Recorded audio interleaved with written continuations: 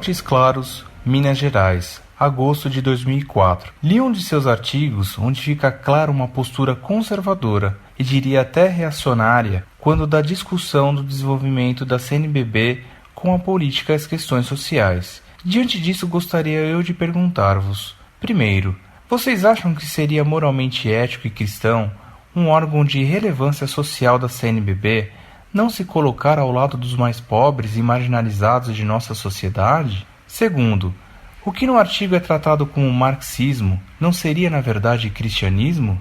Terceiro, o Concílio Vaticano II não deixou claro a sua posição teológica e evangélica pelas questões que afetam o homem? E no Brasil, o que mais afeta a sociedade senão a questão da terra e a exclusão social? Isso para não falar daqueles que nem têm o privilégio de serem explorados pelo sistema vigente, pois se encontram totalmente excluídos. Quarto, vocês não acham que a questão moral e espiritual já é uma obrigação de todo cristão, assim como a luta contra o pecado, e que a CNBB deve se preocupar também com outros problemas de cunho mais sociais? Salve Maria. O senhor começa sua carta considerando a posição que assumo como uma posição conservadora e diria até reacionária. Permita-me dizer-lhe que essas qualificações são as usadas pelo jargão político revolucionário e diria até marxistoide. E lhe peço que não se ofenda por isso, pois foi o senhor quem começou a sua missiva com etiquetas políticas. Seria precipitação minha desconfiar que o senhor é a favor da teologia da libertação já condenada pelo Vaticano? Pois são os católicos adeptos à teologia da libertação que falam de marginalizados e excluídos, entendendo por esses termos os que eles consideram como Marx os explorados. Espantaria eu ao senhor se lhe dissesse que, como católico que apoio a condenação papal à marxista teologia da libertação, me sinto muitas vezes excluído e etiquetado? A CNBB é um órgão episcopal e, como tal, deve ocupar-se principalmente de questões religiosas.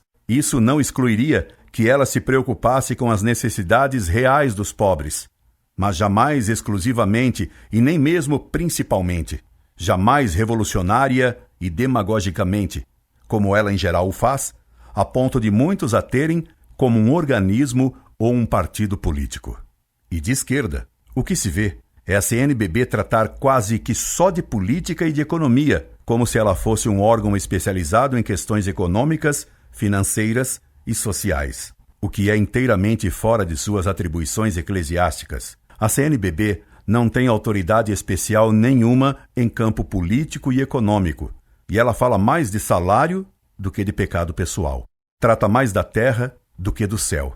Trata mais de política do que de religião ou de moral. E isso é um abuso e um desvirtuamento de suas funções episcopais. Por exemplo, o Papa, há mais de um ano, determinou que se recolocassem os confessionários nas igrejas. A CNBB tratou disso? Tratou de fazer aplicar esse decreto do Papa? Claro que não. Nem deu e nem dá a menor importância ao que o Papa mandou ou manda. Nada mudou quanto aos confessionários, como se o Papa nada tivesse mandado. Outro exemplo. O Papa acaba de lançar o decreto Redemptionis Sacramentum, coibindo os imensos e escandalosos abusos que há na liturgia. A CNBB se preocupou em coibir os abusos litúrgicos que o Papa condenou? Pelo contrário, apesar de o Papa ter proibido o leigo de falar nas missas, ou haver danças e outras coreografias na missa, tudo isso continua a ser feito, como se o Papa nada mandasse, como se o Papa não existisse. Não vi a CNBB dizer uma palavra sobre esses abusos. Não, devo fazer uma ressalva. Houve sim uma palavra, a do presidente da Comissão Litúrgica da CNBB, o senhor Bispo de Chapecó, que ensinou como se poderia passar por cima da proibição do Papa de que seminarista fizesse um sermão.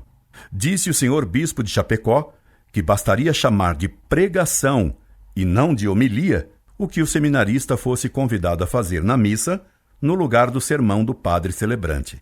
É assim que a CNBB orienta como se deve obedecer ao que manda o Papa. E se a CNBB desobedece ou não, dá a menor importância ou atenção ao que manda o Papa? Por que razão os fiéis deveriam obedecer às ordens e orientações, por vezes, bem marxistas, da CNBB? E sobre os marginalizados, a CNBB se preocupa em ensinar-lhes os mandamentos da lei de Deus, que proíbe roubar e cobiçar os bens alheios? Esse sim é que é o dever da CNBB. Nesses pontos, ela se cala ou recomenda fazer o oposto do que Deus manda. Veja este exemplo comprovante.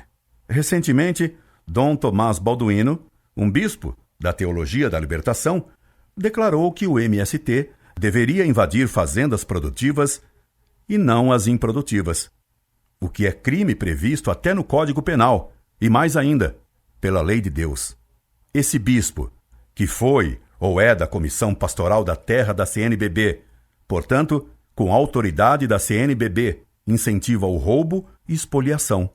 Desse modo, esse bispo, em vez de se preocupar em levar as ovelhas à prática da virtude, as incentiva a violar o que Deus mandou, as incentiva a cometer pecado. Será que é isso o que se entende por ajudar os marginalizados? É fazendo-os viver à margem da lei de Deus que os incluirá na sociedade normal? É isso que o Senhor chama de tomar a posição a favor dos excluídos e marginalizados?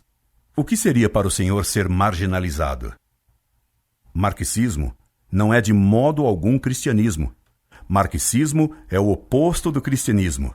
E essa sua pergunta revela o Senhor como um comunista de sacristia, isto é, uma vítima da pregação de algum padre comunista que usa a sacristia e o sermão para fazer propaganda soviética. Não lhe ensinaram, nas sacristias que o Senhor frequenta, que Pio XI condenou o comunismo como intrinsecamente mau? Não leu o Senhor que Pio XI, na encíclica 40º Ano, declarou que ninguém pode ser, ao mesmo tempo, socialista e católico?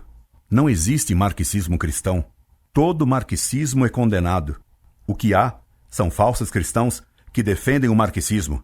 O que há são comunistas e marxistas transvestidos de cristãos. Repito-lhe o que disse Pio XI na 40º Ano. Ninguém pode ser católico e socialista ao mesmo tempo. Já antevejo, porém, que o Senhor talvez me responderá que Pio XI é um papa ultrapassado. E isso seria uma nova declaração de apostasia de sua parte, porque o que a Igreja ensina vale para sempre. A doutrina católica não é evolutiva como a moda. O Senhor me diz um slogan absurdo. O problema do Brasil é o da questão da terra. No Brasil, sobram terras devolutas. O problema do Brasil são os marxistas que fazem agitação. O problema dos tais marginalizados não é o da falta da terra para trabalhar, mas é o da falta de vontade de trabalhar a terra. O pessoal do MST recebe para invadir terras, e depois muitos deles vendem os lotes recebidos sem lhes dar nenhum golpe de enxada. E passa para outra invasão, pela qual consta que recebem do governo 16 mil reais para seu assentamento. Bem temporário. Enquanto isso, um trabalhador de verdade, um que labuta em seu emprego, mas que não tem o privilégio dos marginalizados e dos excluídos, esse recebe de salário 260 reais por mês. O problema do Brasil é o da verdadeira indústria das invasões das terras de quem trabalha, pelos famosos excluídos, que, na verdade, são os incluídos em todos os privilégios partidários e revolucionários. Se o governo destinasse aos operários comuns as verbas poupudas que dá para o MST invadir o que é dos outros, com as bênçãos da CNBB, o salário mínimo poderia ser bem mais alto do que é. Se as CNBs europeias, especialmente as instituições religiosas, controladas pelos bispos da Alemanha, dessem suas copiosas verbas de fato para os pobres, ajudariam bastante. Mas as conferências episcopais, desgraçadamente, preferem financiar os movimentos marxistas e revolucionários, mesmo partidários, os excluídos, do que fazer caridade para com os pobres de verdade. E isso é um escândalo. Mas isso é um pecado que clama ao céu. Você me diz, Isso para não falar daqueles que nem têm o privilégio de serem explorados pelo sistema vigente, pois se encontram totalmente excluídos. Será preciso provar-lhe que o sistema vigente inclui os pretensos excluídos em seu sistema de verbas partidárias e em seu sistema de agite próprio soviético? Os grandes privilegiados hoje, pelo sistema vigente, são os agitadores, sob a bandeira vermelha e comunista de excluídos. Copio sua última pergunta, porque ela revela sua absoluta ignorância religiosa, que é ainda maior que o número de interrogações que o senhor coloca em seu texto. Você não acha que a questão moral e espiritual já é uma obrigação de todo cristão, assim como a luta contra o pecado? E que a CNBB deve se preocupar também com outros problemas de cunho mais sociais? Claro que todo fiel é obrigado a se preocupar com suas atitudes morais.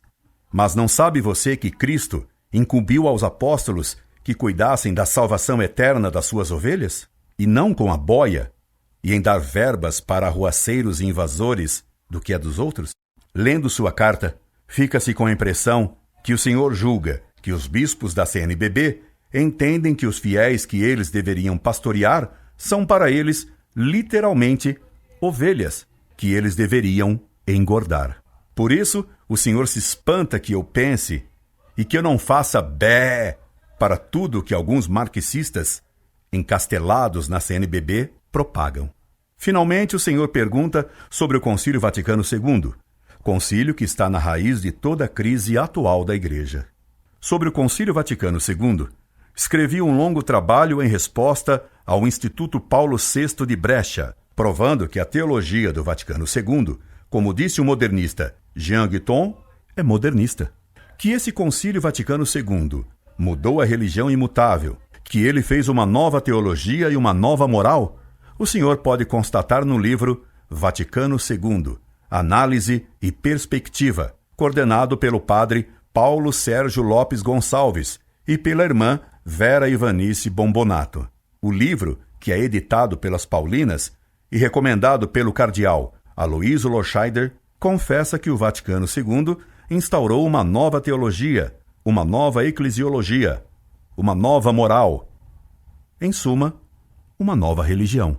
Que essa nova visão religiosa, portanto, diferente daquela que a religião católica sempre teve, é humanista, o próprio Paulo VI declarou ao afirmar que neste concílio a Igreja como que se fez serva da humanidade e que o Concílio Vaticano II foi antropocêntrico, quando deveria ter sido teocêntrico.